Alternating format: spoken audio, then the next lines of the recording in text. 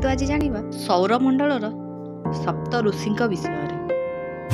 Scientific कारण गुड़िक तो आप जानते किंतु पौराणिक धारारे सप्त ऋषिंकर सृष्टि केमिति से विषय आम जानिबा और सप्त ऋषि किए किए से विषय आम जानिबा। प्रथम ऋषि होचंदी वशिष्ठ।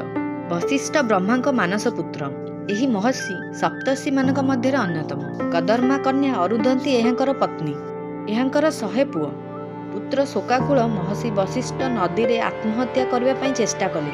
से प्रथमे नदी को गोटे पाश द्वारा दृढ़ रूपे आबद्ध करी आश्रम निकटस्थ एक नदी रे लंफ प्रदान कले।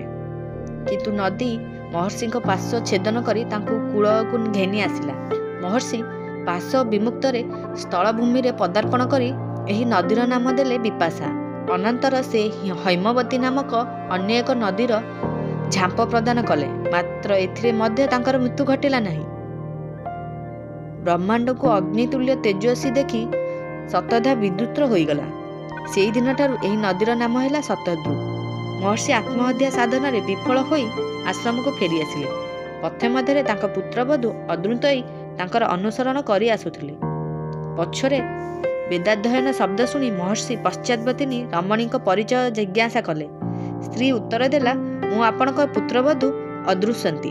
मो गर्भरे आपणकर ज्येष्ठ पुत्र सक्री ओरसर एक पुत्र उत्पन्न हेब। एही पुत्र 12 वर्ष है मो गर्भरे रही षडंग वेद अध्ययन करुअछि। आपण एहारे उच्चारित वेद मंत्र शुणिबाकु पाइछन्ति। पुत्रवधू ए कथा शुणी वशिष्ठ मरण इच्छा परित्याग कले। तांकर वंश रक्षा हेबा संभावना अछि मन करी से आह्लादित होई उठिले। एही संतान जन्मिबा मात्रे वशिष्ठ एहार नाम रखिले पराशर, जणे ब्रह्मांकर मानस पुत्र। एक अधर्म ऋषिंक कन्या कला मतांतरे संविभूत को विवाह करथिले। एहांक औरसरे कश्यप मुनि जन्मिथिले। भृगु मुनि एक पुत्र नाम मध्य मरीचि थिला। सप्त ऋषिंक मध्यरे पुलस्त्य अन्यतम। पुलस्त्य ब्रह्मांकर मानस पुत्र। ए जणे प्रजापति मध्यरे गण्य। पुलस्तंक पुत्रक नाम विसर्वा। पुलस्तंक आश्रम रे समीपरे अप्सरा और मुनि कन्या माने मिलित होई नृत्य गीत करुथांती। एथिरे ऋषिंकर तपस्या भंग हेबार आशंका थाए। एथिलागि ऋषि अभिशाप देले जे स्त्री तांकर दृष्टि परारूढ़ हेब से गर्भवती होइजिवो। दैव मंत्रे तृणविदु ऋषिंक कन्या त्रबसु पुलस्यंक दृष्टिगोचर हैला। एहा द्वारा से गर्भवती होइगला। अनंतर तृणबिंदुंक अनुरोध क्रमे पुलस्य हबिसंक विवाह करथिले। विश्रवा एहांकर गर्भरु जन्मिथिले। विश्रवांकर प्रथम पत्नी देववर्णींक मध्यरु नानाधिप कुबेर भूमिष्ठ होइथिले। विश्रवाक प्रथम पत्नी देववर्णींक गर्भरु धनाधिप कुबेर भूमिष्ठ होइथिले।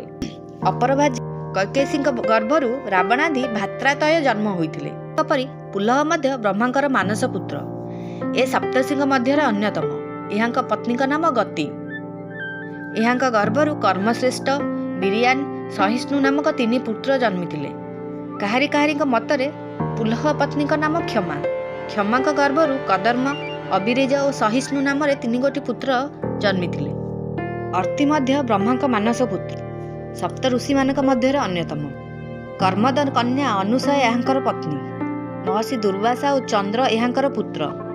राम और सीता वनवास समय एही ऋषि दाम्पतिक द्वारा अभिनंदित होइथिले। अनेक गुड़िए काव्यदंती संहिता और श्रुति अत्रिंकय द्वारा रचित होइथिला। मनु सहित जना जाए जे मनुष्य ठारू जे 10 प्रजापति जात होइथिले तन्मध्यरु अर्ति अन्यतम। एही अर्तिंक नेत्ररु चंद्रंकर उत्पत्ति। सप्त ऋषि मध्यरे अंगिरा अन्यतम। ब्रह्मांकर मानस पुत्र। कर्मध ऋषिंक कन्या शुभ वा श्रद्धा एहांकर पत्नी। उत्तथ्य और बृहस्पति ए दुहे एहांकर पुत्र। अंगिरा जणे धर्मशास्त्र प्रवर्तक महर्षि। एहांक प्रणीत अंगिरस संहिता गोटे प्रधान श्रुति ग्रंथ। एक श्रेणी रे विश्व देवा प्रजापति सप्तर्षि मानक मध्यरु से जणे। एहीपरि नुआ नुआ वीडियो पाई आम चैनल को सब्सक्राइब करंतु। वीडियोटी भल लागिले लाइक, कमेंट और शेयर करंतु।